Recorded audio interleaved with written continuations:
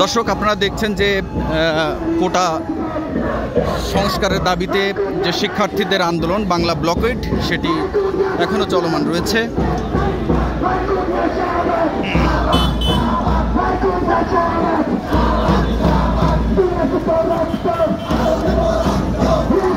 কার্যত অচল হয়ে গেছে রাজধানী ঢাকা শহর।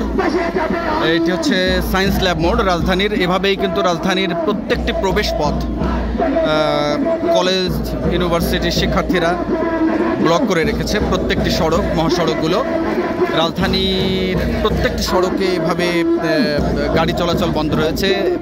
প্রচুর যানজট তৈরি হয়েছে এর ফলে। যদিও আজকে হাইকোর্ট কোটা সংস্কারের যে বিষয়ে একটি রায় দিয়েছেন, আপাতত কোটা পদ্ধতি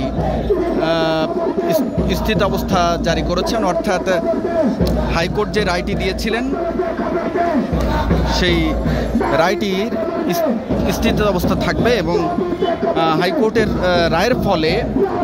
রায়ের ফলে যে কোটা পুনর্বহাল হয়েছিল সেটি স্থিতাবস্থা জারি করেছেন আপিল বিভাগ। অর্থাৎ এর ফলে 2018 সালে সরকার যে প্রজ্ঞাপন জারি করেছিলেন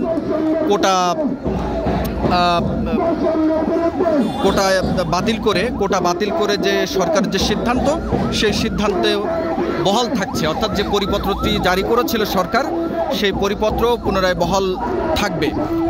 কারণ আপনারা জানেন যে বেশ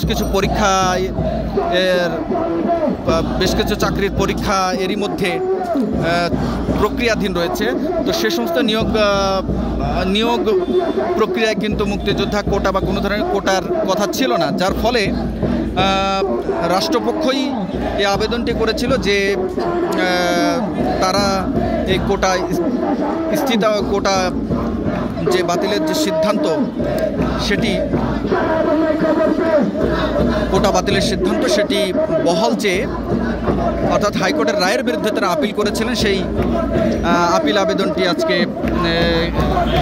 আংশিক শুনানি হয়েছে এবং আংশিক শুনানির ফলে হাইকোর্টের রায়টি স্থিতাবস্থা, অর্থাৎ যে অবস্থা আছে সেভাবেই থাকবে এবং সরকারের যে সিদ্ধান্ত কোটা বাতিলের সেই সিদ্ধান্ত আপাতত বহাল থাকছে।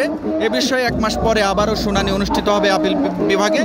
সেই পর্যন্ত কোনো ধরনের কোটা আপাতত থাকছে না। তারপরেও আপনারা দেখছেন যে শিক্ষার্থীরা কিন্তু রাজপথ বন্ধ করে দিয়ে আন্দোলন চালিয়ে যাচ্ছেন। যদিও জরুরি যে সার্ভিসগুলো, বিশেষ করে অ্যাম্বুলেন্স, ফায়ার সার্ভিস, গণমাধ্যমের গাড়ি, সেগুলো যেতে দেওয়া হচ্ছে, তবে গণপরিবহন একেবারে কার্যত অচল হয়ে গেছে। তো এই ছিল মোটামুটি রাজধানীর যে প্রবেশ পথগুলোর সামগ্রিক চিত্র। আপনারা দেখছেন যে মানুষের কিন্তু ব্যাপক ভোগান্তি তৈরি হয়েছে এই বাংলা ব্লকেট কর্মসূচির ফলে।